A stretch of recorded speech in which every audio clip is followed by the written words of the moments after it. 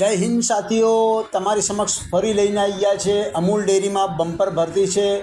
કોઈ પણ જાતની ફીસ નથી, મહિલા અને પુરુષો બંને માટે છે। આમાં બંને અરજી કરી શકે। ટોટલ કેટલા પદો છે તો 12,500। ઓહો, બમ્પર જગ્યાઓ છે। આખા ગુજરાતમાં દરેક શહેરમાં જગ્યાઓ છે। મિત્રો, આને તમે પ્રાઇવેટ નોકરી સમજીને દરગુજર ના કરતા। એ એક સહકારી મંડળી છે। પગાર ભથ્થા લાભો ઘણા અને ઘણા સારા છે। અરજી કેવી રીતે કરવી તો અરજી સંપૂર્ણ ઓનલાઈન કરવાની રહેશે। આની અંદર ક્વોલિફિકેશન શું રહેશે તો ધોરણ 10 pass, 12 pass, ITI, graduate, diploma, જે કંઈ તમે કર્યું હોય તેમાં તમે અરજી નાખી શકો છો।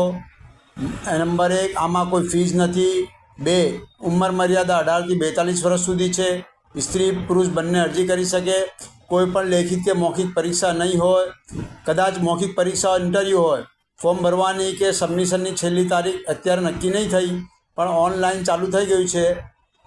જરૂરી જોઈતા ડોક્યુમેન્ટ્સો: આધાર કાર્ડ, જો પાન કાર્ડ તો પાન કાર્ડ, ચૂંટણી કાર્ડ અવેજીમાં એટલે અલ્ટરનેટમાં 10 કે 12 પાસની marksheet, passport size photo, resume. આ વેબસાઇટ છે careers.amuldairy.com। આ ફોર્મ ખુલશે, આવી રીતે જોઈ લો, careers.amuldairy.com। આની ઉપર કંઈ પ્રોબ્લેમ ભરવામાં આવે તો નંબર ઉપર આપેલું છે HR નું, એ નંબર ઉપર સંપર્ક કરવો। ફર્સ્ટ નેમ એટલે આખું તમારું નામ લખવાનું, લાસ્ટ નેમ એટલે સરનેમ લખવાની। અહીંયા ફાધરનું આખું નામ લખવાનું છે, મધરનું આખું નામ લખવાનું છે, બરાબર। અને તમારું જે જીમેલ એડ્રેસ ચાલુ એ લખવાનું। પછી પાસવર્ડ બનાવી લેજો એક। ટેલિફોન નંબર હોય તો લખો, ના હોય તો છોડી દો। પછી મોબાઈલ નંબર લખી લો તમારું ચાલુવાળું। ડેટ ઓફ બર્થ બરાબર ધ્યાનથી, મેલ છો કે ફિમેલ, અને પ્લેસ ઓફ બર્થ કઈ ગામમાં કઈ સિટીમાં જન્મ્યા છો। Category OBC, general, SC ST જે કંઈ હોય તે ભરી દેજો। સંપૂર્ણ એડ્રેસ ઘર નંબર નાખીને ભરી દેજો। ઘર નંબર ન હોય તો પણ નાખી દેજો એડ્રેસ।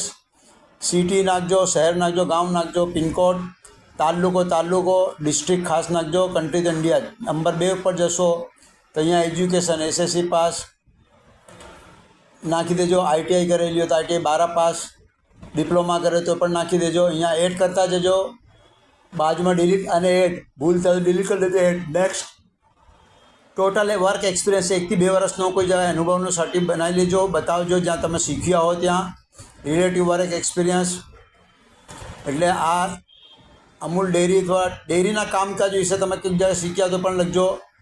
કરંટ ઓર્ગેનાઇઝેશન ચાલુ હોય તો એક્સપિરિયન્સના 500 કેરેક્ટર લખવાના છે, એટલે અનુભવ શું છે તમને, બરાબર। અહીંયા કરંટ એન્યુઅલ CTC એટલે કેટલું ભથ્થો મળતો હશે અત્યારે છોડી દેજો, એ ના લખજો। અથવા મળતું હોય તો મળવાપાત્ર લખજો CTCના સપોર્ટિંગ ડોક્યુમેન્ટ। અરે તમારી જોડે કોઈ લાયબિલિટી છે અથવા બોન્ડ કરેલી છે કોઈ જગ્યાએ હોય તો હા લખજો, નહીં તો ના લખજો। કરંટ લોકેશન એટલે તમે ક્યાં રહો છો અત્યારે એ લોકેશન ખાસ લખજો। એની ઉપર જ તમને નોકરી મળવાની છે, અમારા લોકેશનની આસપાસ। તમારા કોઈ રિલેટિવ અમૂલમાં નોકરી કરે છે હા તો ના, તમારી જોડે PSU ગવર્મેન્ટ, સેમી ગવર્મેન્ટની નોકરી ચાલુ છે તો યસ તો નો, બરાબર। તમે કંઈ PSU ગવર્મેન્ટ નોકરી કરી છે હા ના, એનું એન્યુઅલ CTC કેટલું હતું એ લખજો। પછી નેક્સ્ટ કરજો। અહીંયા તમારી કી સ્કિલ એટલે તમને શું આવે છે, તમને કોમ્પ્યુટર આવે છે, રનિંગ આવે છે, જે કંઈ તે સ્કિલ આવતી હોય, એકાઉન્ટિંગ આવડે, મેનેજમેન્ટ આવે, ઓફિસ બેક ઓફિસ આવે।